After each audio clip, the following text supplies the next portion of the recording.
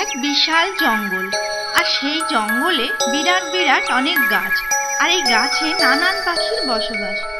এই গাছগুলির মধ্যে একটা গাছে বাস করত দুটি কাক। এরা একসঙ্গে বাস করলেও এদের মধ্যে ঈর্ষার শেষ ছিল না। কেউ কাউকেই হেয় করতে ছাড়তো না, একটু সুযোগ পেলেই হলো। সহ্যই করতে পারতো না একে অপরকে। একদিন, আরে ও কাক ভাইয়া, আজ এত চুপচাপ যে? না, এমনি। আরে তোমার বন্ধু কোথায়? তাকে তো দেখছি না। এই, ভালো করে শুনে নাও গুবু ভাই, ও আমার বন্ধু নয়। তা তোমরা দুজনে একই জাত ভাই হয়েও এত ঝগড়া করো কেন গো? ঠিক বলেছো, এরা জাত ভাই হয়েও সব সময় শুধু ঝগড়া আর ঝগড়া। একই জায়গা থাকো, একটু মিলেমিশে থাকতে পারো না? হ্যাঁ, তোমরা শুধু আমারই দোষ দেখো, আর ওর দোষটা কিছু না। আমি শুধু ঝগড়া করি নাকি? ওই তো খালি ওরকম করে। এখন আবার ঝগড়া শুরু করেছে যে ওরার শক্তি নাকি সব থেকে বেশি, ওই নাকি সব থেকে উপর দিয়ে উঠতে পারে, আমি পারি না। তাই তো মন খারাপ করে বসে আছি চুপচাপ। এমন সময় কোথা থেকে উড়ে গাছে এসে বসলো তার আরেক কাক বন্ধু।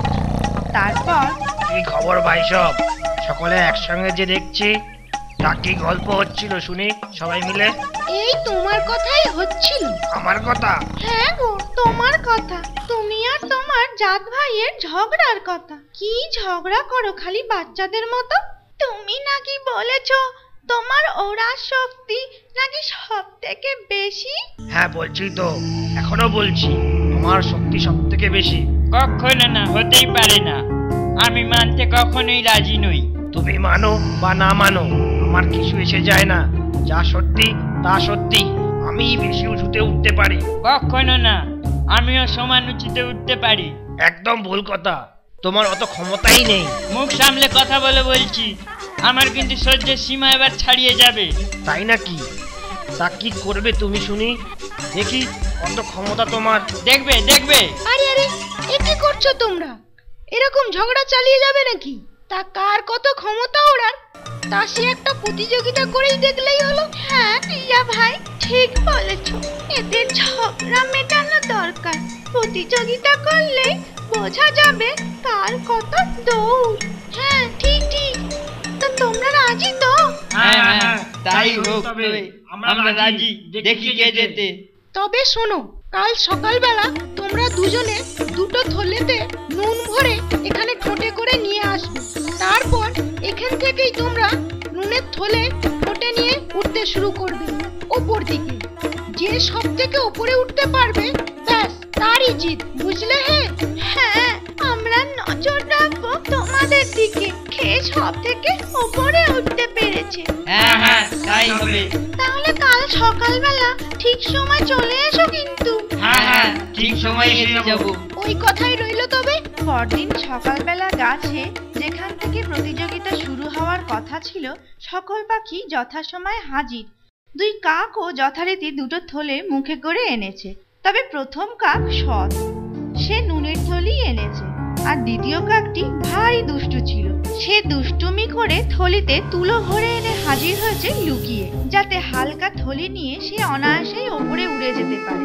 এরপর, দাঁড়াও বোকা কাক, তোমায় আমি হারাবই। তুমি তো আর জানো না আমার থলিতে কি আছে। পুরো বেটা, তুমি ওই ভারী নুনের থলি নিয়ে। কি কাক ভাইয়া, তোমরা দুজনেই রেডি তো? হ্যাঁ হ্যাঁ, আমরা রেডি। তাহলে আর দেরি কেন, শুরু করো ওরা। এরপর দুজনেই ওরা শুরু করলো। প্রথম কাক খুবই কষ্ট করে ভারী থলি ঠোঁটে নিয়ে উঠছিল, আর দ্বিতীয় কাকটি আরাম করে তুলোর হালকা থলি নিয়ে অনায়াসেই উড়ে চলেছে। এরপর হঠাৎ প্রকৃতি বাদ সাধলো। হঠাৎ করে নামলো বৃষ্টি। আরে আরে, থলিটা এত ভারী হয়ে যাচ্ছে কেন? বাহ, আমার থলিটা তো বেশ হালকা হয়ে যাচ্ছে। আরে আরে রে, আর পাচ্ছি না তো এই থলিটার ওজন রাখতে।